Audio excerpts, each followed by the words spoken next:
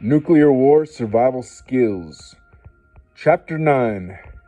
Food. Page 81. Minimum needs.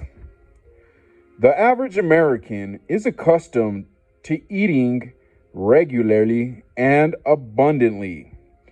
He may not realize that for most people, food would not be essential for survival during the first 2 or 3 weeks following a nuclear attack. Exemptions would be infants, small children, and the aged and sick, some of whom might die within a week without proper nourishment. Other things are more important for short-term survival.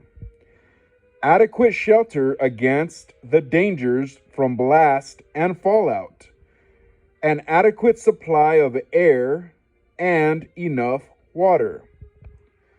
The average American also may not realize that small daily amounts of a few unprocessed staple foods would enable him to survive for many months or even years.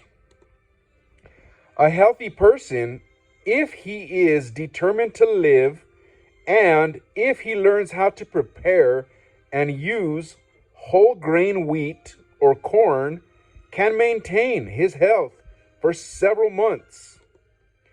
If beans are also available and are substituted for some of the grain, the ration would be improved and could maintain health for many months.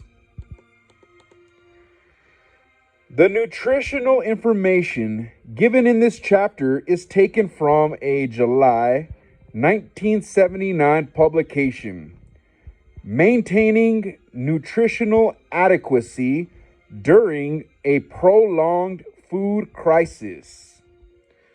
This book brings together from worldwide sources the nutritional facts needed to help unprepared people use unaccustomed foods advantageously during the prolonged crisis that would follow a heavy nuclear attack.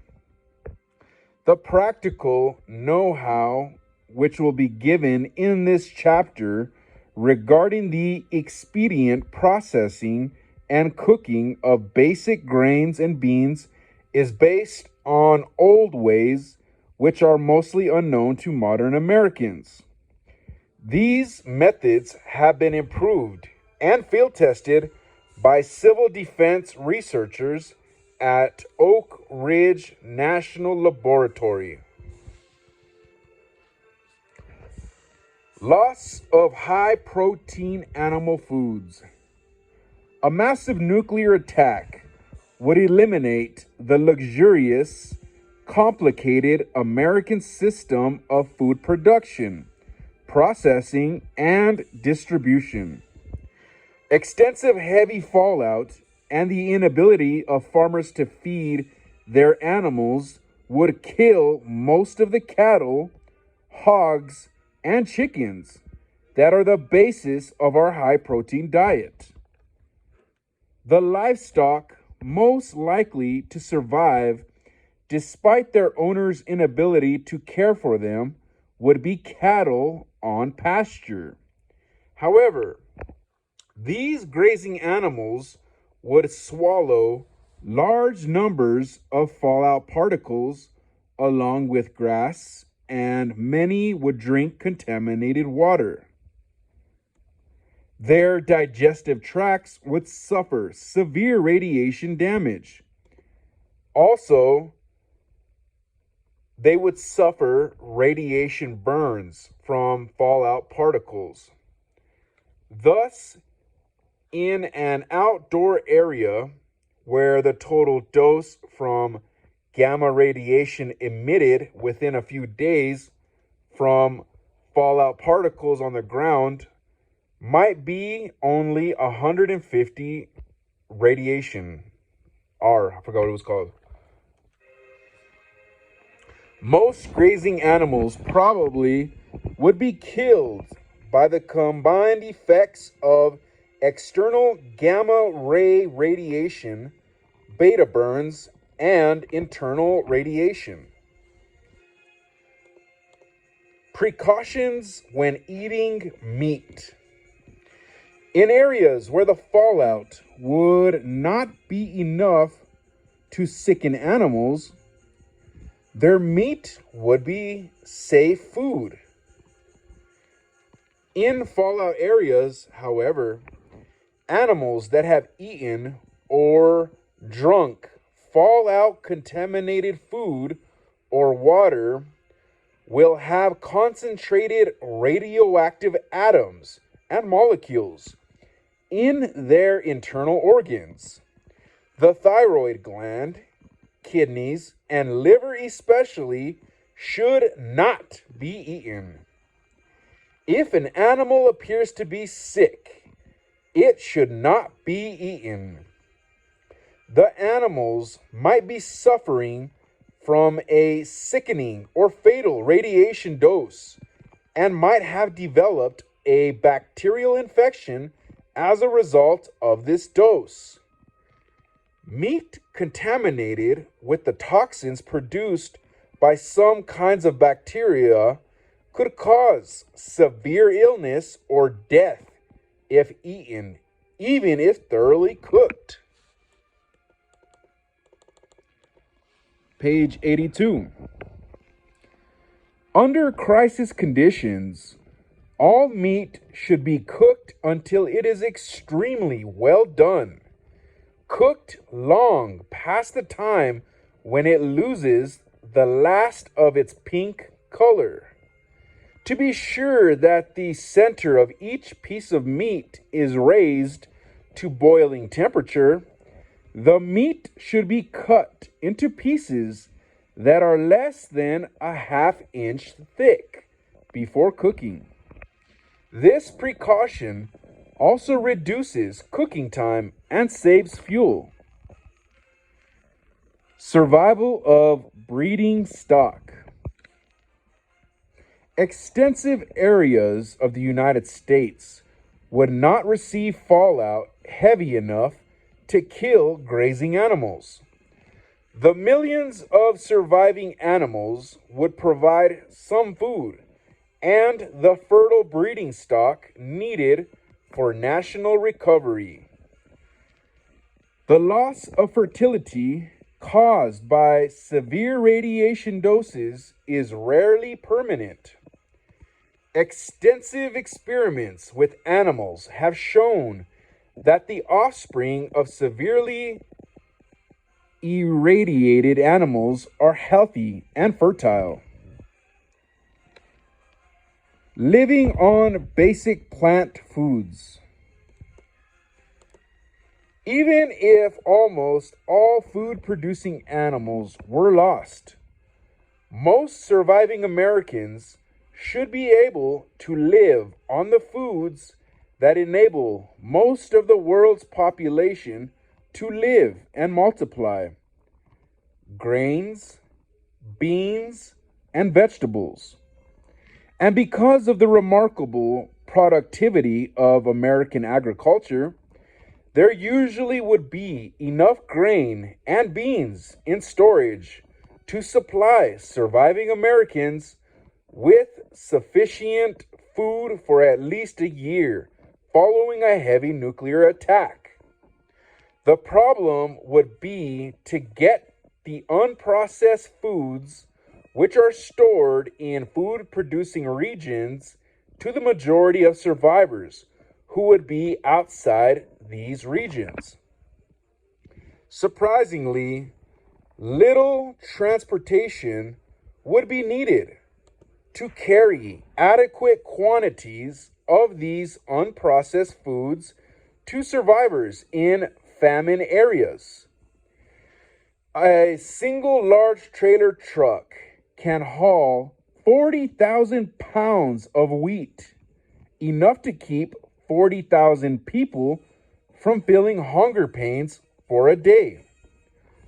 More than enough such trucks and the fuel needed to carry basic foods to food short areas would survive a massive nuclear attack.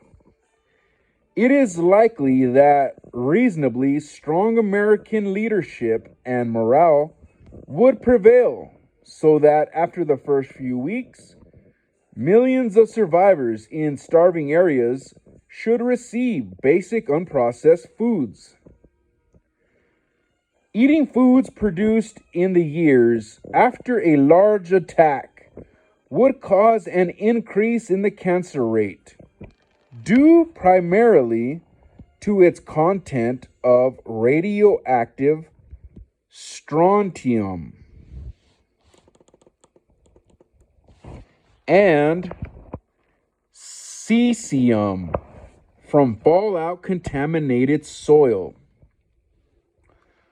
Over the first 30 years following an attack, this increase would be a small fraction of the number of additional cancer deaths that would result from external radiation.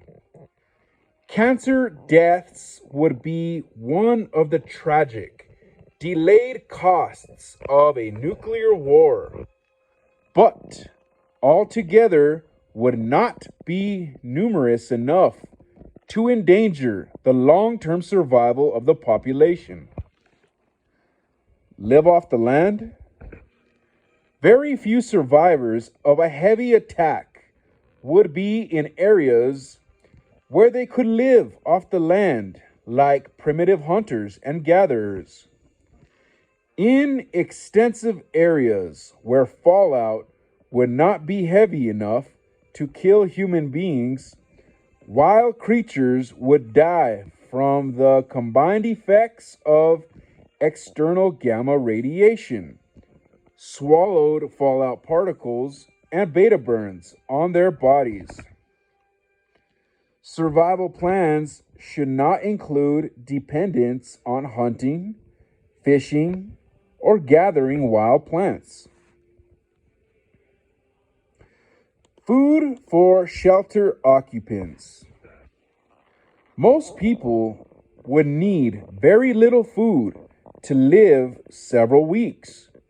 However, the time when survivors of blast and fallout would leave their shelters would mark the beginning of a much longer period of privation and hard manual labor. Therefore, to maintain physical strength and morale, persons in shelters ideally should have enough healthful food to provide well-balanced, adequate meals for many weeks. In most American homes, there are only enough ready-to-eat, concentrated foods to last a few days. Obviously, it would be an important survival advantage to keep on hand a 2-week supply of easily transportable foods. In any case, occupants of shelters would be uncertain about when they could get more food and would have to make hard decisions about how much to eat each day.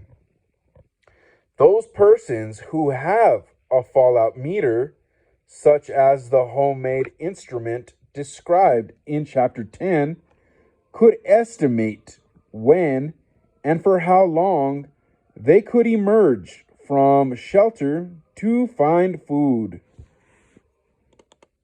As a result, these persons could ration their limited food more effectively. During the first few weeks of a food crisis, lack of vitamins and other essentials of a well-balanced diet would not be of primary importance to previously well-nourished people. Healthful foods with enough calories to provide adequate energy would meet short-term needs. If water is in short supply, high protein foods such as meat are best eaten only. Page 83. In moderation, since a person eating high protein foods requires more water than is needed when consuming an equal number of calories from foods high in carbohydrates. Expedient processing of grains and soybeans. Whole kernel grains or soybeans cannot be eaten in sufficient quantities to maintain vigor and health if merely boiled or parched. A little boiled whole kernel wheat is a pleasantly chewy breakfast cereal, but experimenters